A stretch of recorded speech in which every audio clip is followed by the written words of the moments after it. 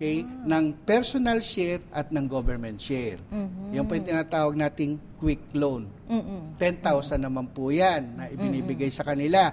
Pero tandaan po natin, ilang beses na po tayo nagbigay ng cash advance loan, siguraduhin po natin na yung previous loan mo is bayad o fully paid. Kung hindi po siya fully paid, maibabawas po siya rito sa bagong loan mo. Baka Kaya magtaka sila ng magugulat proceeds. yung membro, bakit ang liit na maloloan? Sinabi ng GSIS, 10,000. Pero pag nag-avail na siya ng loan, makita niya bakit ang liit. Yun po ang paliwanag natin. Kung may existing loan po siya, na cash advance loan, pareho po nung ina-avail niya ngayon, idinideduct po natin yung mga hindi pa niya nabayaran doon sa luma niyang loan. Na cash advance. Na cash advance din. Dapat one-on-one siya, apple to apple. Okay. Oo. And the Then, last? recently po, in-approve ng board natin yung educational assistance loan. Ito po is for the period from May up to December lang, nitong taon na to. Na ang ma-avail ng membro is 4,000. Okay? Ang maganda po rito sa educational assistance loan, okay, ang monthly amortization po natin is only 20 pesos. Liit lang. Maliit po siya. Hindi na po natin kinokonsidera yung take home ng tao. And at the same time, hindi na rin po ito inaaprubahan ng AAO. Hindi po gaya ng ibang loan, kailangan po aprubahan ng AAO within 24 hours para ma-grant sa kanya yung loan. Okay. Sir, para tanong po ng mga new entrants sa government, ano po yung pinakamaiksing period na nag-member sila ng GSIS para po makapag-avail sila ng loan? Actually, itong educational at yung cash advance loan, okay, at yung emergency loan, dapat meron kang 3 months lang, 3 months na correct premium for personal and government share for the last 6 months. Makakapag-avail ka na po nitong tatlo. Except po yung dalawa. Dahil kasi yung policy loan, dapat meron kang 1 year. At least. At least 1 year with correct premium payments. Personal share So, and yun, government stress share. po natin, ano? Okay. Importante na yung correct na Yes, premium correct payments. premium payments. Ayun.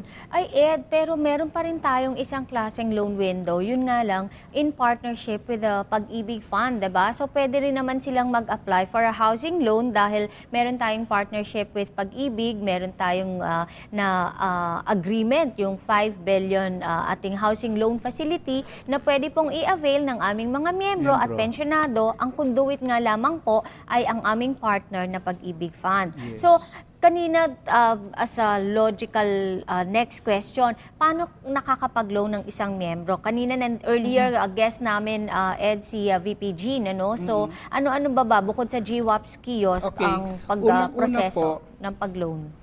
Bago mag-loan, ito lang ho i-advise natin sa ating mga membro na bago sila mag-loan nitong mga service loan natin, dapat with coordination na yan with the AAO.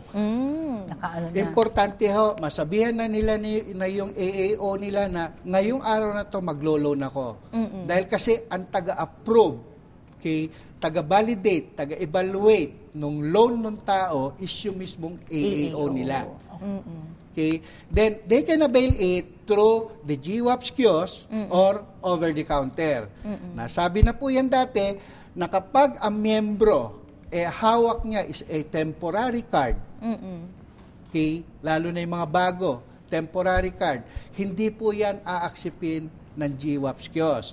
Kaya po, ang gagawin ng mga yan is over-the-counter. Ito po yung pupunta yung mismo miyembro doon sa GSI servicing branch natin at doon sila mag-file over the counter. Ang gagawin lang po nila, magpipill up lang po ng forms for the over the counter.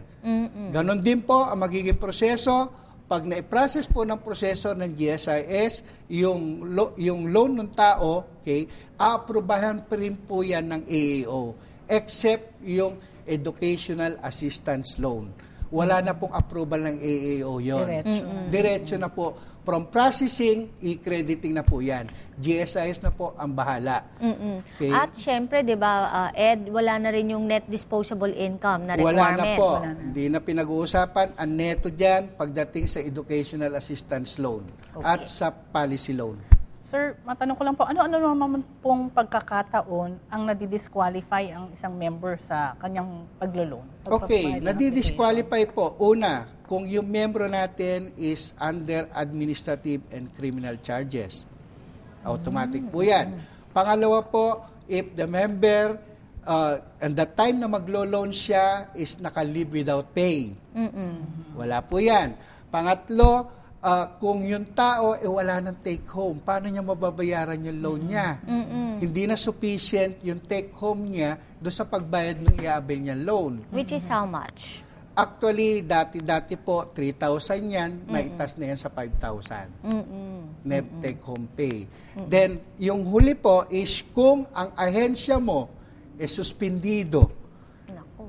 lahat ng miyembro niya hindi po makakaano. mako-qualify mag-loan except for educational assistance loan. Yun for everybody. okay. For everybody po yan. Basta ang availment period po nito is from May 2012 up to December 2012. Okay. So, siguro dahil kailangan pabalikin natin si VP Ed, no? Ang isang question na lang, gusto ko mag-conso loan, mag-policy loan, mag-edu loan, emergency loan. Pwede ko ba pagsabay-sabayin, VP Pwede Ed? po pagsabay-sabayin in Ayun. one time. Basta siguraduhin po na lahat ng loan na yan, pag kinuwenta mo yung monthly amortization mo, naangkop naman doon sa take-home mo para hindi ka magkaroon ng arrears, hindi ka ma-in-default.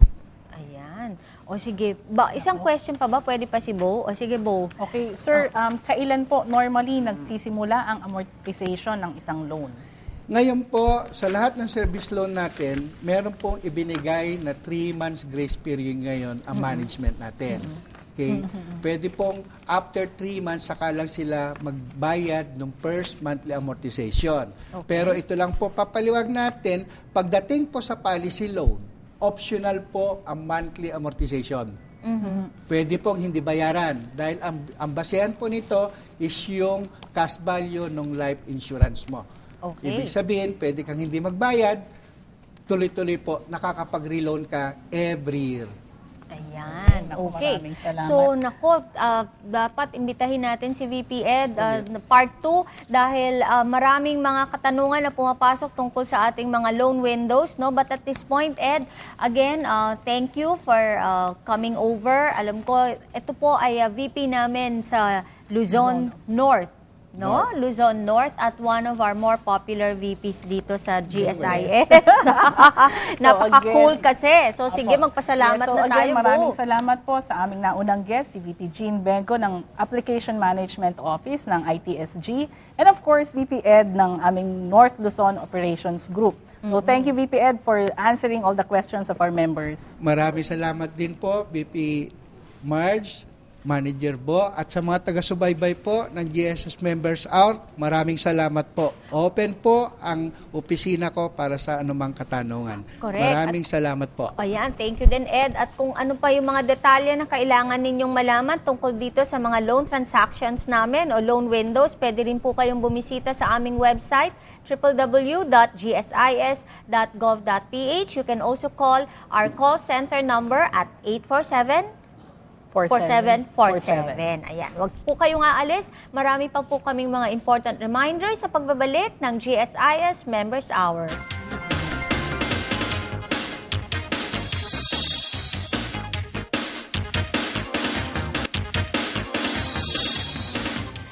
Maraming salamat po sa aming mga viewers na talaga naman tumututok kada Biyernes. At syempre may replay tayo Saturdays and Sundays, di ba, Bo?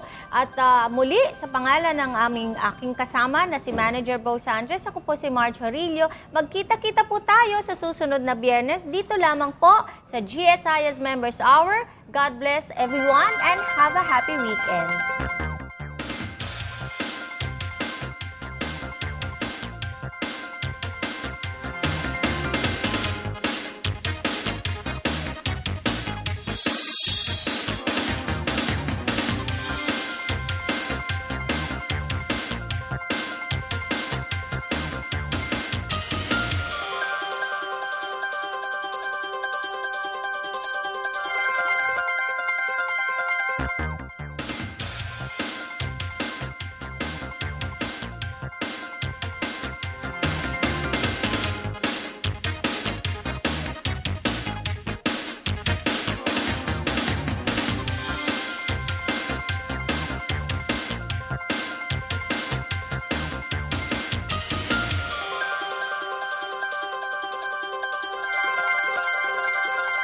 Bye!